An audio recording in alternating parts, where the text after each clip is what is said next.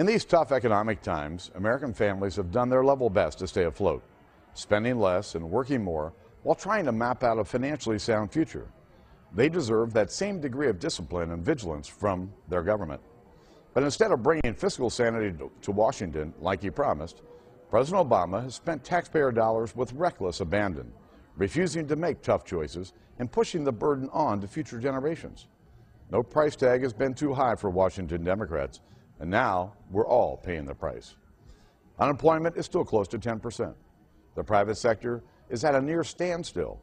Our small businesses are still gasping for air. And having run a small business, I can tell you that the new health care law, with its burdensome mandates and tax increases, is already stalling these engines of our economy. A new report from the Treasury Department shows that our fiscal situation is much worse than we thought. Our record national debt, which now tops $13 trillion, is on pace to exceed the size of our entire economy by the middle of this decade. Economists say that at these levels, our debt is draining enough resources from our country to cost us nearly 1 million jobs. We cannot go on like this.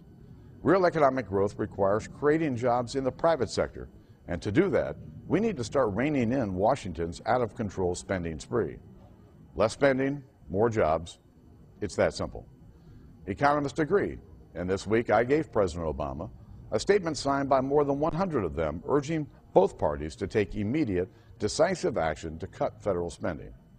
Unfortunately, Democrats in Congress are busy making backroom deals so they don't have to pass a budget this year. They'd rather keep on spending than seize this critical opportunity to create jobs and boost our economy. But every family knows that in tough times, passing a budget is more important, not less important. Just as troubling is the fact that President Obama hasn't uttered a word in protest of congressional Democrats' failure to produce a budget.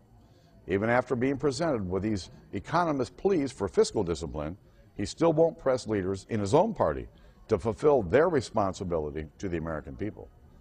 This is a stunning failure of leadership, the kind of leadership President Obama promised to provide.